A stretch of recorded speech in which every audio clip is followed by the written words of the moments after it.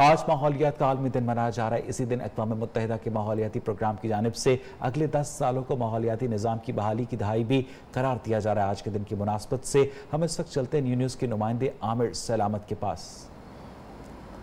जी इस वक्त हम मौजूद हैं रेस कोर्स पार्क में और आज पाकिस्तान के लिए बड़ा तारीख साज दिन है क्योंकि इसकी जैसे आपने बताया कि मेज़बानी का जो शर्फ है वो इस दिन की मुनासबत से पाकिस्तान के पास है और यहाँ पर बड़ी बेहतरीन इंतजामात भी किए जा रहे हैं, तकरीबात भी की जा रही हैं। मगर हम रेस कोर्स में जब मौजूद थे तो एक जो है बच्ची पौधा लगा रही थी और बड़ी मेहनत के साथ और बड़ी लगन के साथ ऐसे लग रहा था कि इस दिन की मुनासबत से अब इसको एंजॉय भी कर रही है। साथ ज़ैनब नाम है इनका और पौधे को पानी भी दे रही थी और 2 पौधे लगा चुकी हैं। अब ज़ैनब से ही जानते हैं कि ज़ैनब इतना आज चूँकि बड़ा दिन है और यंगस्टर के लिए जो माहौलियाती आलूदगी का एक दुनिया भर में चैलेंज है उसको कैसे आप बेहतर बना सकते हैं और जिस तरह से आपने अपना किरदार अदा किया है इस बारे में बताइएगा। बहुत शुक्रिया।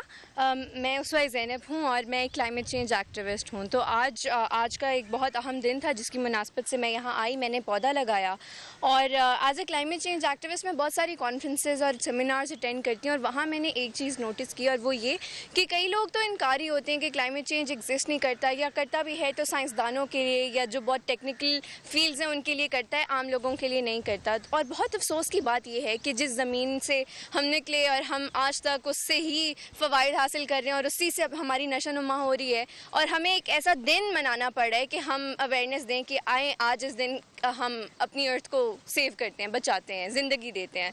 तो ये अफसोस का मुकाम है लेकिन देर आए दुरुस्त आए। खुशी इस बात की है कि आज इसका रियलाइजेशन हो रही है फाइनली।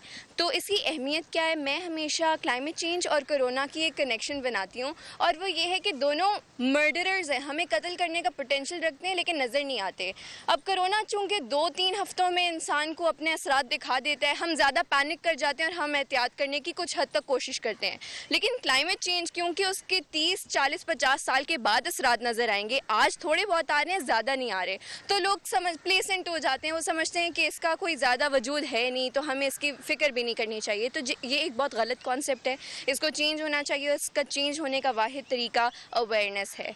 हमें इसको करिकुलम्स में डालना चाहिए, हमें इसकी जितनी हो सके सोशल मीडिया पे, इंटरनेट पे, हर जगह अवेयरनेस देनी चाहिए।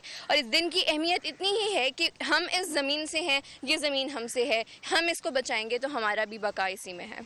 ज़ैनब, मैं तो परेशान हो गया हूँ कि आप इस उम्र में भी इस कदर इन्वायरमेंट, चूँकि ये वाकई और नौजवान जो हैं, जो यंगस्टर हैं, चूँकि दुनिया भर में इसका मसला खड़ा है और ये मेज़बानी मिलना एजाज़ की बात थी पाकिस्तान को।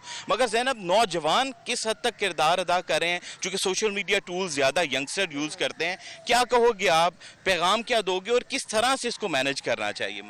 अच्छा, एक रीसेंट सर्वे हुआ जिसके मुताबिक 70% से ज़्यादा जो नौजवान हैं उनको इस बारे में पता है क्लाइमेट चेंज है क्या, इसके वजूहात, इसके असरात क्या हैं। आई थिंक सोशल मीडिया और इंटरनेट की ज़्यादा एक्सेस एक बड़ी वजह है कि लोगों को, नौजवानों को पता है। और पाकिस्तान की भी 63% पॉपुलेशन इज़ यूथ।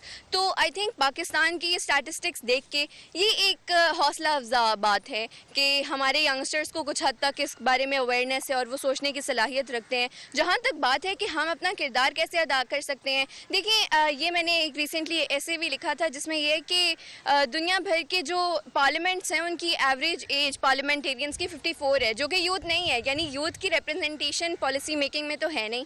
इसके बारे में भी इक़दाम हो रहे हैं इंटरनेशनल लेवल पे, लेकिन क्योंकि अभी लम्हा मौजूद में यूथ पॉलिसी मेकिंग के लेवल पे नहीं है लेकिन वो सोशल मीडिया पे है, तो यूथ की आई थिंक सबसे बड़ी आवाज़, सबसे बड़ी पावर सोशल मीडिया है। वो उनके पास सोचने की सलाहियत है, फैसला करने की सलाहियत है। ऑल्दो वो इम्प्लीमेंटेशन नहीं करा सकते, वो सजेशंस दे सकते हैं और बहुत इनोवेटिव आइडियाज़ दे सकते हैं, जैसे कि सीड बॉल्स, जो कि मिट्टी और सीड्स को मिला के बस आप यूँ फैला दें तो वो खुद पौधे बन जाते हैं। यानी प्लास्टिक को हम सड़क बना देते हैं, टार की सड़क बनाने के अलावा और बजाय।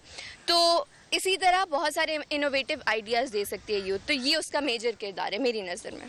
ज़ैनब, ये बताइएगा, चूँकि आज पूरी दुनिया में इन्वायरमेंटल डे मनाया जा रहा है और पाकिस्तान की मेज़बानी है। हम तकारीर करेंगे, तकारीब करेंगे, पर इस तरह से आकर पौधा लगाकर आपने साबित किया है कि जो सूरत हाल है इसको बेहतर लाने के हवाले से कुछ करना चाहिए। मगर ये सूरत हाल ये थी कि ज़ैनब ने जिस तरह से ये पौधा लगाया और हम उम्मीद करते हैं कि दीगर लोग भी यही काम करेंगे। ज़ैनब एंड में पैगाम क्या दोगी? बड़ी कंप्रिहेंसिव बात हो गई, बड़ी मज़ेदार बात होगी और मेरे भी इन्फॉर्मेशन में इजाफा किया आपने। बताओ अब पैगाम क्या दोगे? जो चूँकि ये बातें करते हुए बहुत अच्छे लगते हैं हम, पर इसके लिए जो अमली तौर पर इकदाम इस तरह कर जो ज़ैनब ने किया है वो करने के लिए क्या पैगाम दोगे? देखिए, यहाँ से अगर हमें इम्प्लीमेंटेशन की प्रैक्टिकल बात की बात है तो मैंने पिछले दिनों एक कैंपेन चलाई थी कि एक छोटा सा अपना इकदाम हर शख्स इनफरादी तौर पे जो ले सकता है। कि आज़ादी के दिन हम देखते हैं कि प्लास्टिक के या कागज़ की छोटी छोटी मिनिएचर झंडियाँ, उससे हम अपने घरों को, बिल्डिंग्स को और दरख्तों को सजाते हैं, तो उसमें प्लास्टिक का और कागज़ का बहुत ज़्यादा होता है। तो एक छोटा सा कदम है वो ये है कि आप वो सारे पैसे जो कि आप झंडियों पर लगाएं उनसे एक सीड लें और पौधा लगा दें। ये बहुत आसान काम है और अगर हर शख्स ये करेगा तो आज से 30-50 साल के बाद उस दरख्त पे हम हज़ारों झंडियाँ लगा सकेंगे। और इसी तरह के बहुत सारे छोटे छोटे स्टेप्स हैं जो हर शख्स अपने तौर पे कर सकता है और यही मेरा पैगाम होगा कि ढूंढने बहुत सारे मौके हैं और हम अर्थ को बचाने के लिए अपने अपने तौर पे बहुत कुछ कर सकते हैं।